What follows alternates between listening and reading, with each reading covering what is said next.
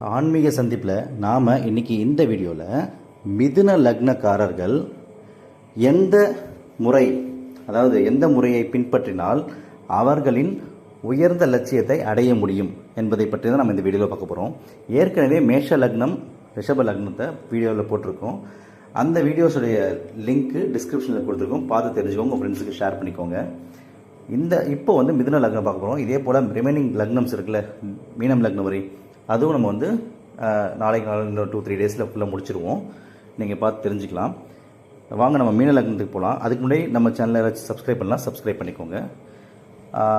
மிதுன லக்னக்காரர்கள் சரிங்களா, நான் சொல்கிற ஒரு 4-5 விஷயம், கேரக்டர்ஸ், அதை மைண்டில் வச்சுக்கோங்க. அவங்களால தான் நீங்கள் லட்சியத்தை அடைய முடியும். இதுவரை அடைந்தவர்கள் அவங்களால தான் அடைஞ்சிருப்பாங்க. நீங்கள் ஏற்கனவே மிதுன லக்னக்காரங்க யாராச்சும் அச்சீவ் பண்ணி அந்த லட்சியத்தை அடைஞ்சி நல்ல பொசிஷன் இருப்பாங்களே, அவங்ககிட்ட கேட்டு தெரிஞ்சுக்கோங்க யார் உங்களுக்கு இந்த டேர்னிங் பாயிண்ட்டை கொடுத்தாங்கன்னு கேட்டு பாருங்கள். நான் சொல்கிற ஒரு சில விஷயம் தான் அவங்களுக்கு ஃபுல்ஃபில் பண்ணியிருக்கோம், அவங்களுடைய லட்சியத்தை அடையிறதுக்கான வழி கொடுத்துருக்கோம். அதையே நீங்களும் ஃபாலோ பண்ணிக்கோங்க சரிங்களா. ஏன்னா நான் சொல்கிறதுக்கு என்ன ப்ரூஃப்னு பார்த்தீங்கன்னா, ஏற்கனவே ஆனவங்களை வச்சு தான் நீங்கள் கிராஸ் செக் பண்ணிக்க முடியும், அதுதான் சரிங்களா. சரி, இப்போது அந்த மிதுன லக்னக்காரர்களுக்கு யார் உதவ போகிறாங்க அப்படின்னு பார்த்தீங்கன்னா, தந்தை. ஓகேங்களா, தந்தை மூலமாக அவர் சொல்கிற ஒரு விஷயத்தை நீங்கள் ஃபாலோ பண்ணுறதுனாலையோ, இல்லை தந்தை வழி உறவினர்கள் சொல்கிற விஷயத்தாலேயோ, அவங்க மூலயமா ஒரு கான்டாக்ட்ஸ் கிடச்சி அந்த கான்டாக்ட்ஸை நீங்கள் ஒரு கான்டாக்ட்ஸ்னால் ஜாப் கிடைக்குதுன்னு வச்சுக்கோங்களேன். அந்த ஜாப் நீங்கள் போய் அங்கேருந்து நெக்ஸ்ட் லெவல் க்ரோத் கிடச்சி கரியரின் உச்சத்துக்கு நீங்கள் போகலாம் ரைட்டுங்களா. ரெண்டாவது, நீங்கள் உயர்கல்வி அதாவது ஹையர் ஸ்டடீஸ் பண்ணுறீங்கல்ல, அந்த ஹையர் ஸ்டடீஸ் மூலயமா வர்ற கான்டாக்ட்ஸ் மூலயமா உங்களுக்கு அச்சீவ் பண்ணுற மாதிரி இருக்கும்.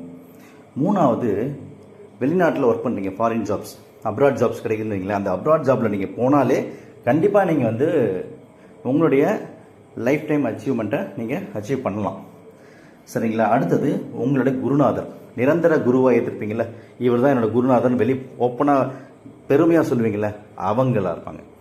சரி, இந்த மாதிரி விஷயம்லாம் சொல்கிறேன்ல, அதே போல் மற்றவங்களுக்கு உதவுறது, இதெல்லாம் அடுத்தது. இப்போ நான் சொன்ன அந்த ஒரு சில கேரக்டர் நபர்களாக இருக்காங்களே, அந்த நபர்களை எப்படி நீங்கள் கண்டுபிடிக்கலான்னு பார்த்தீங்கன்னா, அவங்க செவ்வாய் காரகத்துவம் சார்ந்தவங்களாக இருப்பாங்க.